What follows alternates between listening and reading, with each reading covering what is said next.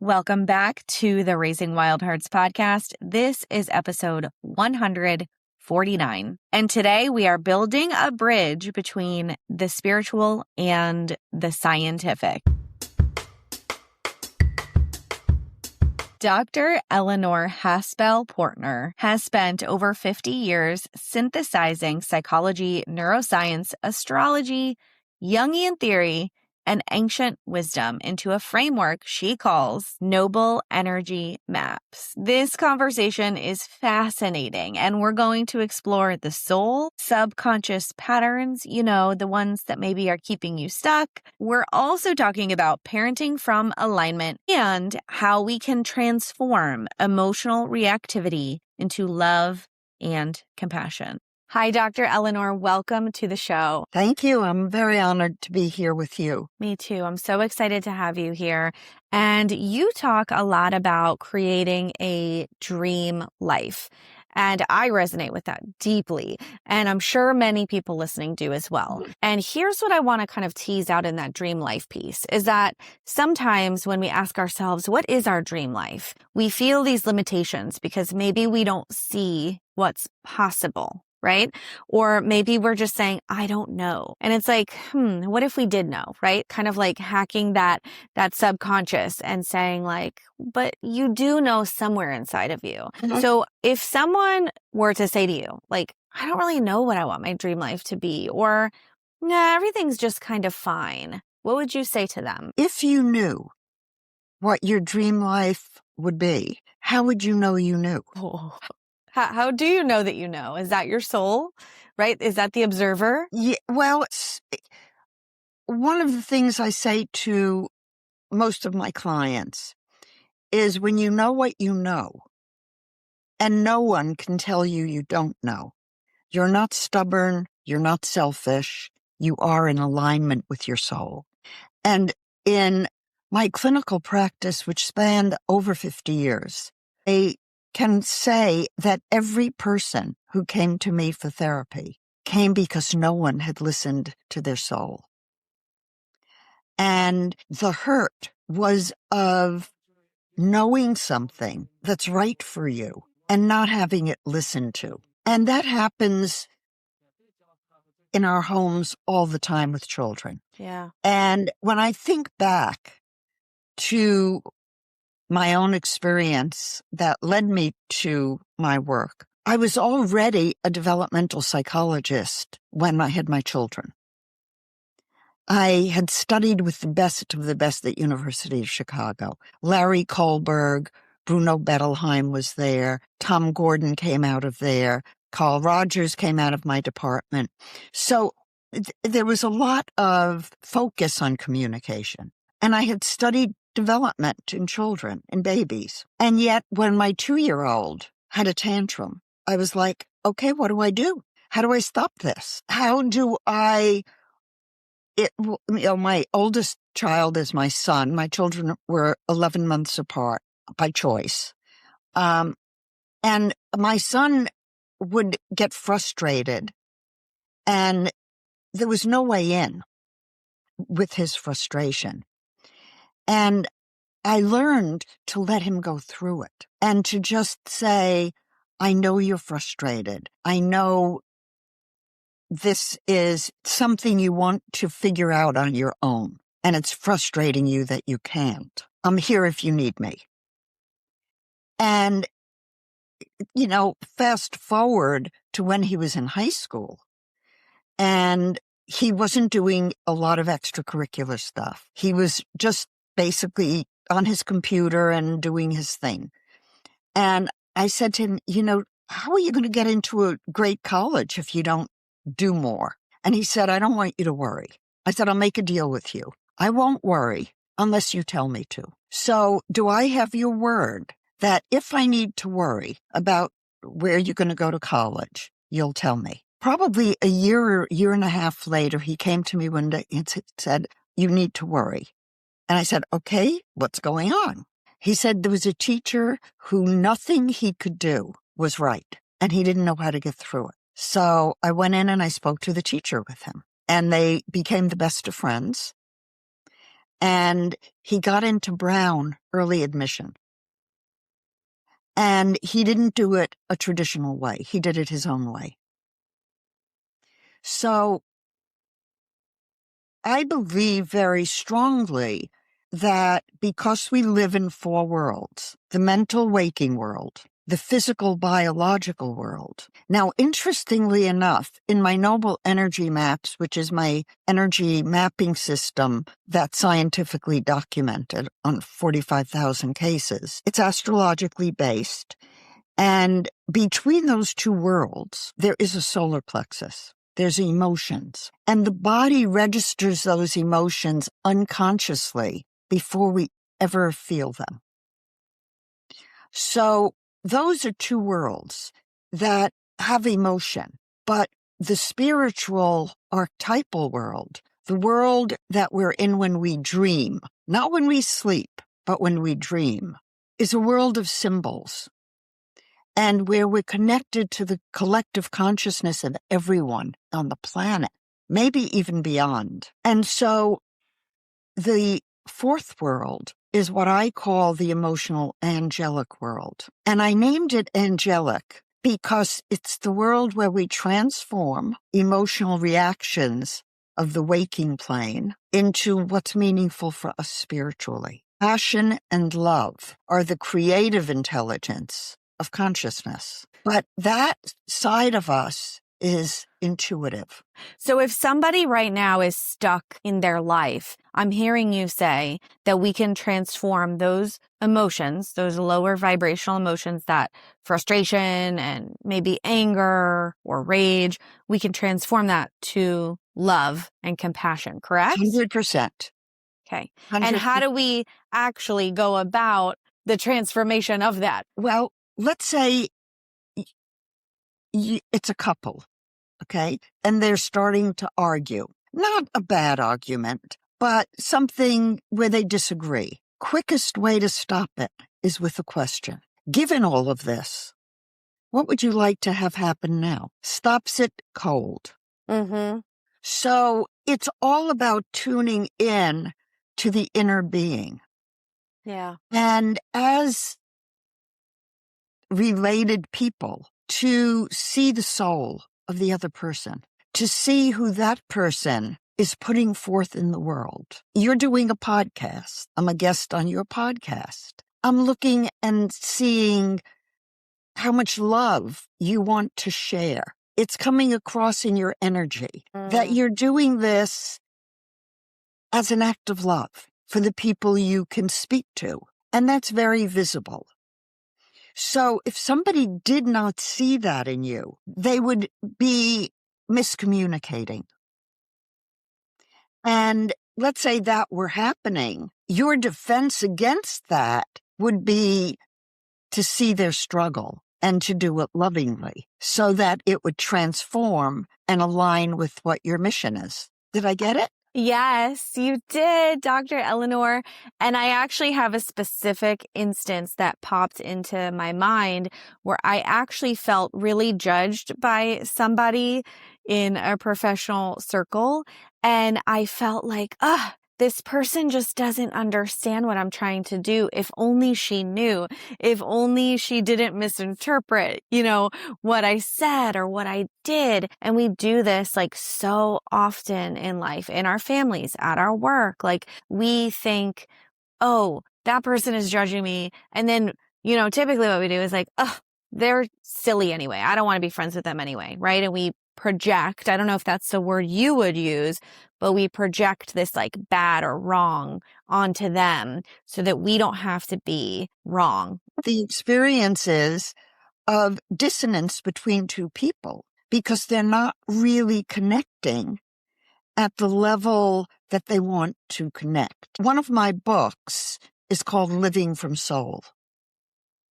And my next book's going to be Parenting from Soul. But Living from Soul came out of my work in charting the four worlds. And I came to the four worlds from my study of the Kabbalistic tree of life, but also as a trained Jungian. And so Jung talked a lot about 4 types and the Myers-Briggs. And, we tend to think in terms of 4. 4 quadrants in the astrology wheel, 4 seasons in the year. 4 is a number of completion. So the Kabbalistic tree of life talks about the 4 worlds. And it actually is a map of self-actualization, how the stages we must go through. And you're doing a lot with parenting. And so a big part of parenting is recognizing the stages of development and the fact that when a child is moving, or we're moving in our adult life between stages.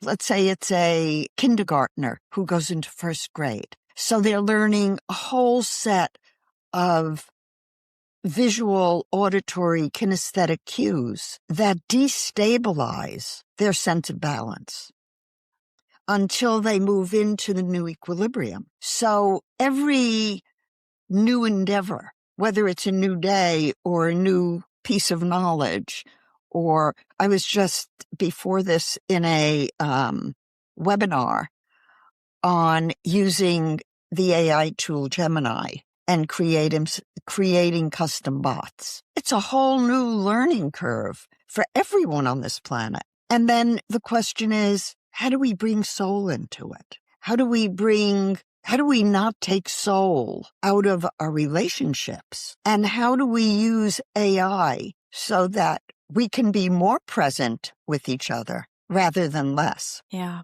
I want to go really granular and get your definition of soul, right? Because you're saying we need to bring soul into parenting and living from soul and soul in our relationships. What is our soul? I believe from the time of birth, we know who we are. Our soul is, when we say I, who that I is, who I feel like when I'm myself, when I'm at my healthiest, I have no pain in my body, I'm not tired, I'm awake, I'm alert, I'm connected, I am communicative.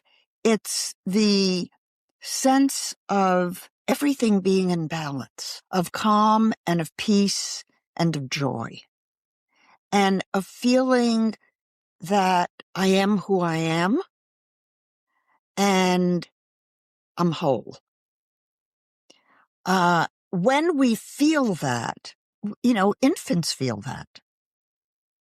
And at 3 months of age, as my research shows, when a baby starts to reach for an object, you have 3 children, you know developmentally that if your baby didn't smile by 6 weeks, or reach for an object, or show a preference for who was holding him when he was 6 weeks old, you would have thought there was a problem. Right. So at 3 months of age, interestingly enough, is when the pediatric literature now says it's a baby, not a neonate. And they call the first 3 months of life the missing 4th trimester.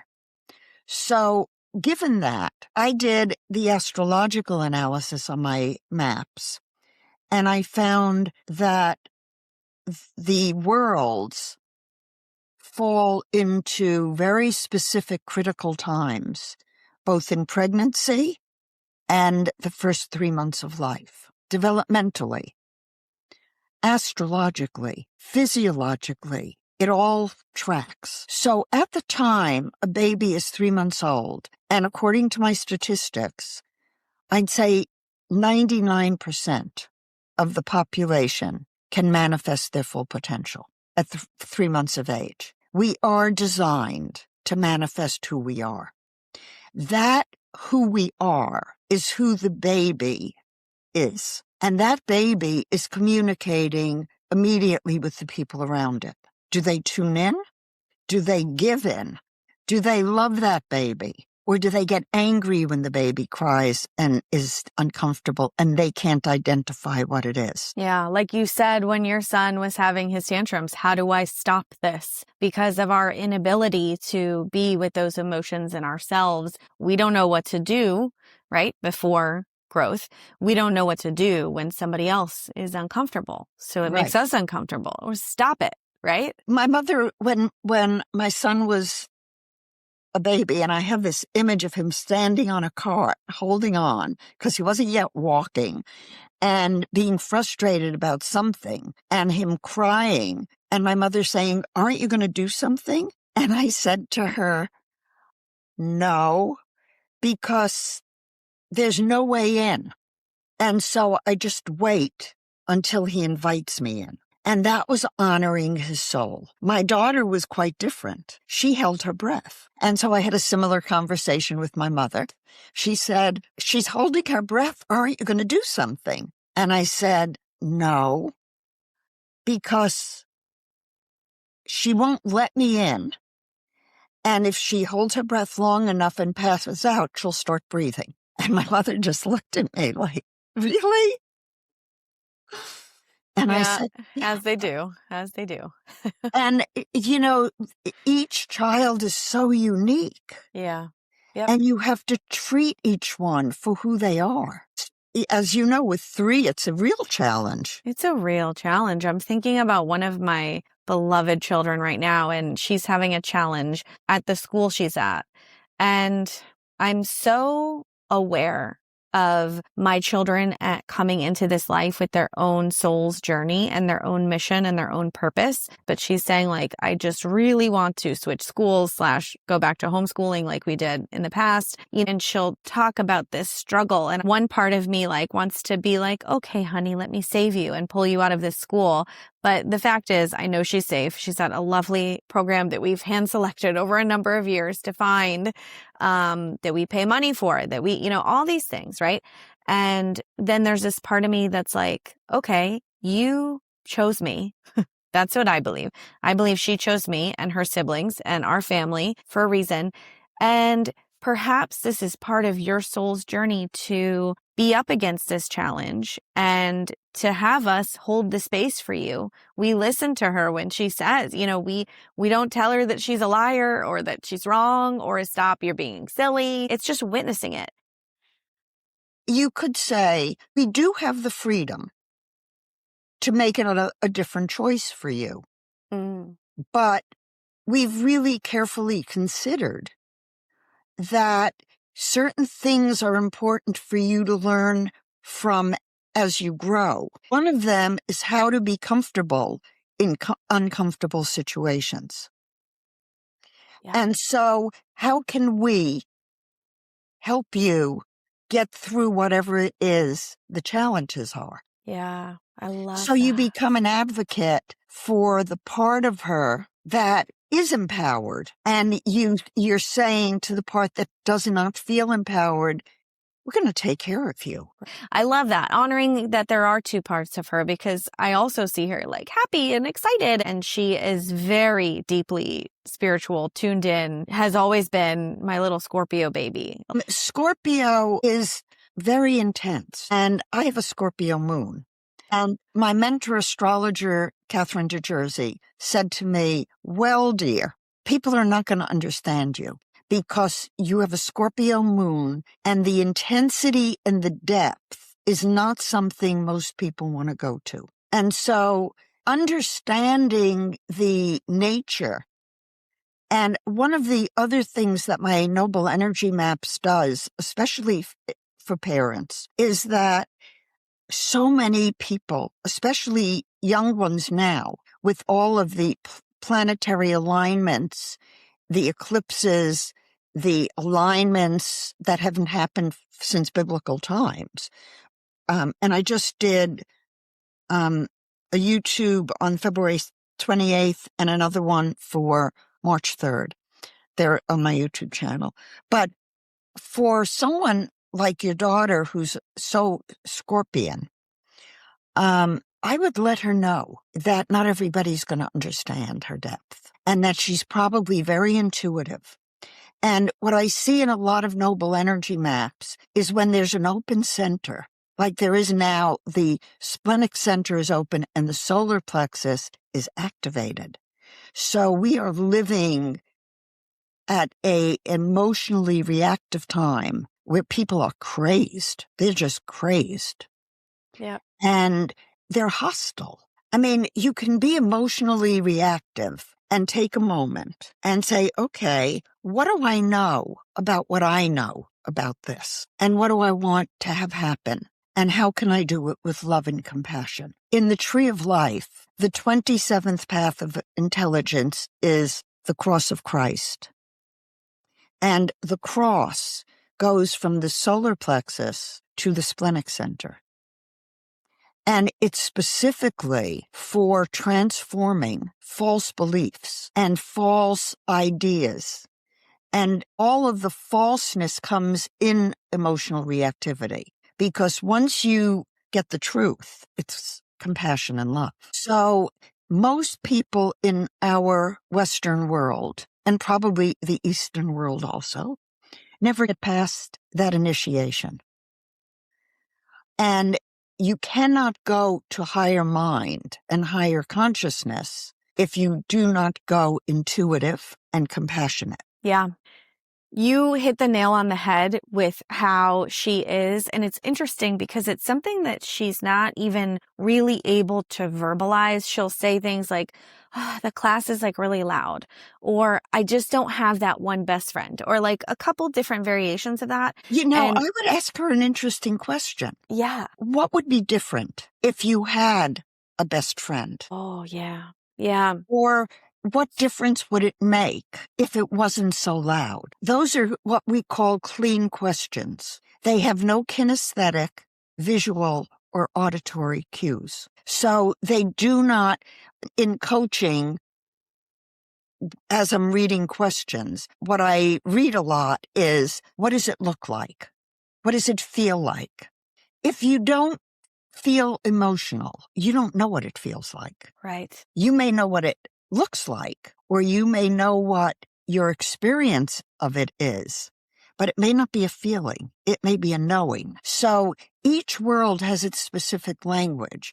The world of soul is clean. What would be different? What difference would it make? What difference would it make if? If. Okay. And then that allows them to say, I would feel this way, or it would look like this, or I would perceive it this, or I would sense this. So then they you're fill in just their own giving language. them an opening to self-reflect. Okay.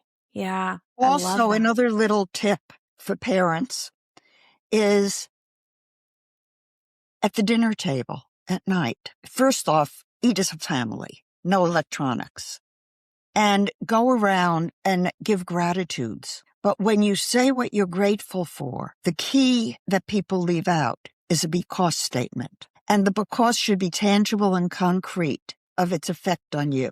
And that lowers cortisol.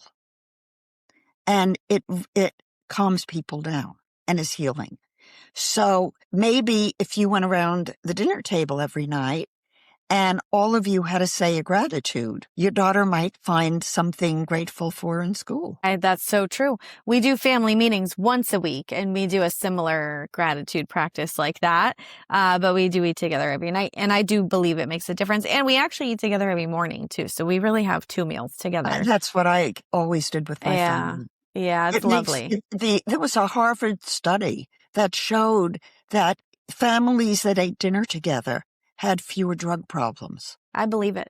I believe it. And it's crazy because all the kids, like we have so many kids in our society who are so busy. They have activities booked after school, and we're trying to keep it spacious. Although as they get a little older, it's a little more of a challenge because we're letting them find their interests and pursue those. But also it's challenging if someone's at practice at 7 p.m. to have dinner together. So that's like one of our North Stars in our family for sure.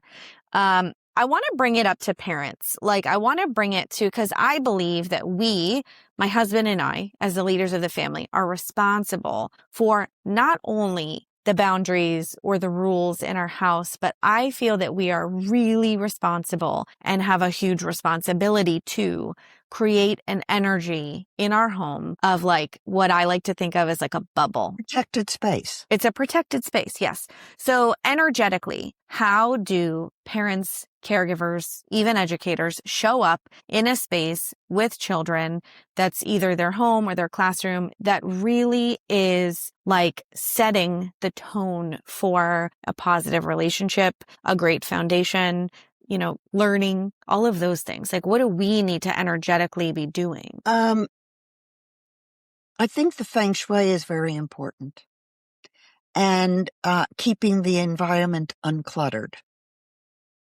I've noticed that even if it's a drawer that has clutter in it, I can feel it. Me too. And so my husband and I, before we moved from California 5 years ago. And 2 years before that, I decided to KonMari the whole house. I don't know KonMari. I went through KonMari is a decluttering system. Okay. The art of tidying up, Marie Kondo. Oh, yes. Okay.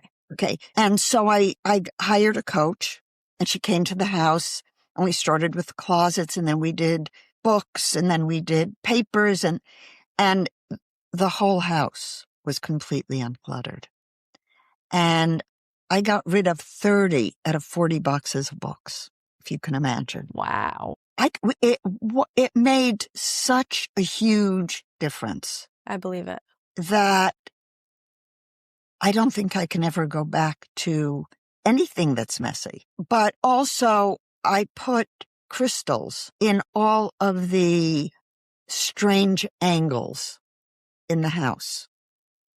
My office has a door that's at an angle. So I have a crystal hanging on a red thread on either side of the door. I have mirrors on the outside of my home facing out, 8-sided mirrors that keep the protection and perimeter safe. I've heard of that. And that like literally just deflects like any bad energy coming towards. I wouldn't believe it, except that when we lived in California early on, we had indoor cats, and there was an outdoor cat that would come to our living room window and drive our cats nuts. So we had a feng shui expert come, and he said, put a mirror on the fence facing the house across the street, and it'll stop the cat from coming. Wow. We did it. He never came back. Wow. So I wonder if he went to the house across the street instead. I want to talk for a minute about limitations or maybe living in boxes. So sometimes when we get our astrology readings or when we get our Myers-Briggs or our Enneagram or, the number of brilliant and beautiful personality tests out there, and they limit us into a box. I'm an astrologer. I'm a clinical psychologist, but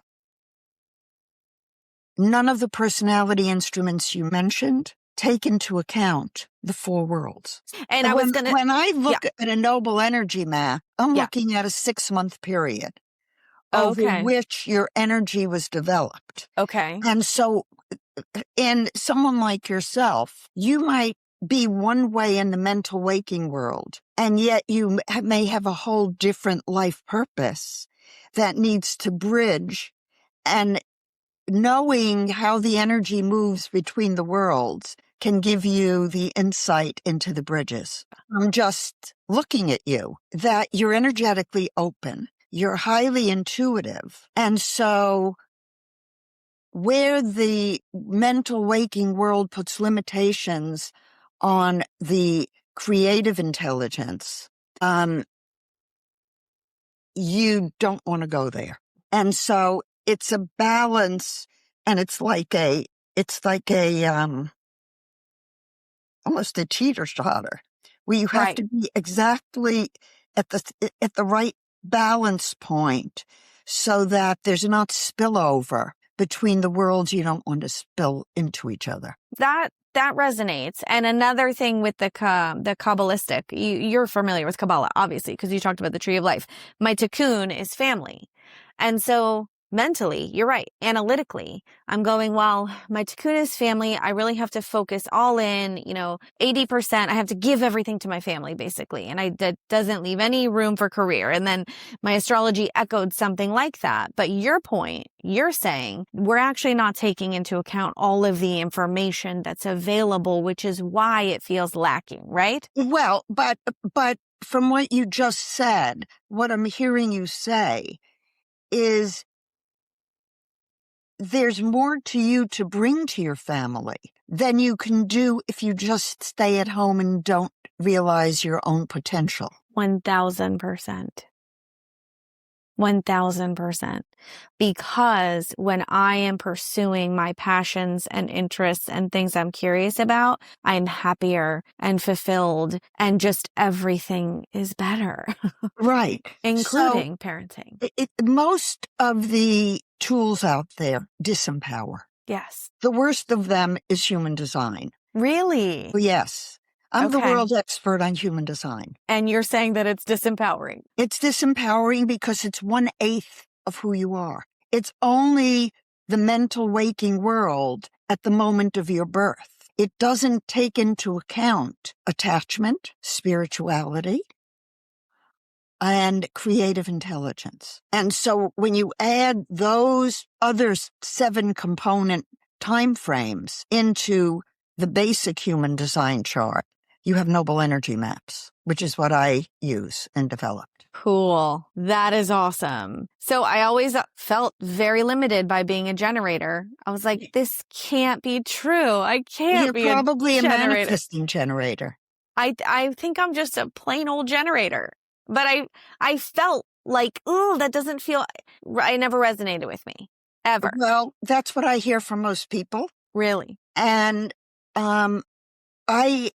according to the human design, I'm a manifester. Okay. And I kept saying to Ra, who was my business partner, I wrote 13 books with him. I kept saying to him, Ra, I'm not a manifester. I'm not a manifester. And then when I laid out my 8 charts with the calculations, I went, holy shit, this explains it. I'm a generator, a lunar generator. So I wait and I wait and I wait until I know because I know because I know.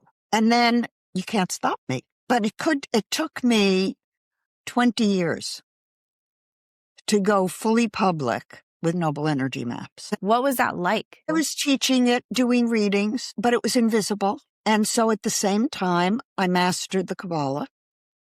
I mastered the system that I have. I played with it. I deepened it. I did thousands of readings. I put it into a 4-world system.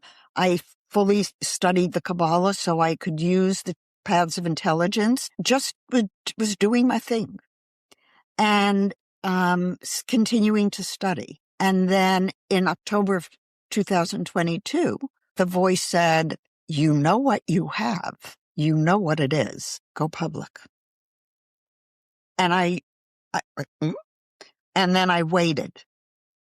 And 2 weeks later, the voice said to me again, go public. What are you waiting for? So I went public with my Tai Chi group and 15 people were interested.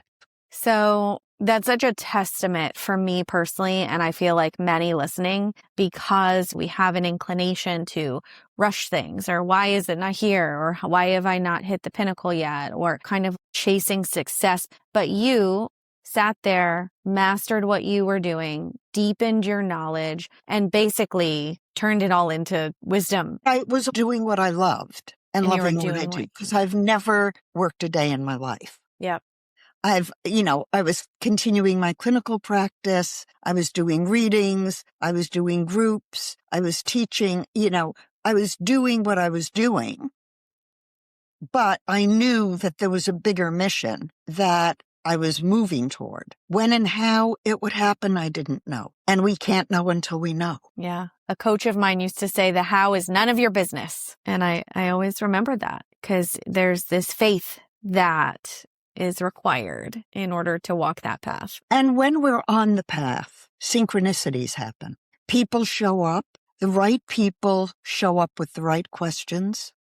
The right answers show up in our life at the right time. And I think maybe your daughter needs to hear that. Mm-hmm. That sometimes we're tested. And especially for all of the listeners now, with the kinds of cosmic energies, 3-eye Atlas, possibly going to land on Ganymede and the moon of Jupiter, the alignment of 6 planets on February 28th, the lunar eclipse, blood moon, March 3rd. This is biblical. And everybody is feeling it. So many people who are open energy centers are feeling the energy bigly. Red hands, red feet, itchy skin, aches and pains, and craziness. Yeah. So be patient, be loving toward yourselves. This is a time when people are confused. Don't take the confusion personally. It's not personal. And all of us have such an important mission with each other and the people we love. And respect their soul without pushing. The Kabbalistic tree of life says that the Holy Spirit lives in the sacral center, the gut. If it doesn't feel right, it's not right. I always say, when in doubt, sit it out. When in doubt, sit it out. I love that. Yeah, I love that. And I think as kids, we were taught like the opposite of that. Like, get up and do what I say, or like listen to your teachers, or some variation of An that. example of the soul not being listened to. Correct. Do you think with this generation, the tide is turning and that we are becoming collectively more conscious and that we are starting to see each other as souls? We're in a battle between good and evil, and I'm encouraged that faith is coming back and God is coming back. Without faith, we're lost. And there are so many people now who are lost and they don't know they're lost. And we're at a critical crossroads. So those of us who understand soul, who understand consciousness, who understand faith, need to be loving those who are struggling and reactive and not fighting them. That's the work. The tarot card associated with the 27th path of intelligence that goes between the solar plexus and the splenic center is the Tower card. The Tower card is showing that false beliefs must be thrown away. And we must be looking for real truth. And the truth is not angry. And the truth is not withholding. And the truth is not judgmental. So those of you listeners who are caught in a web of the mental waking world reactivity, maybe just for today, be quiet and go within and ask where the battle is raging within you instead of outside. And maybe then, as peace comes inside, the peace will come outside. I love that invitation. I really believe that in this little corner of the world, which one of my previous guests called our one of 8 billion in our little corner, like that's what we can do. We can to figure out, to feel whatever that is for you, more peace, more love. Dr. Eleanor, your work is so great. So you can head to nobleenergywellness.com and take the free assessment and schedule a call with Dr. Eleanor. Thank you for your presence and your passion today. Thank you so much for having me. My pleasure.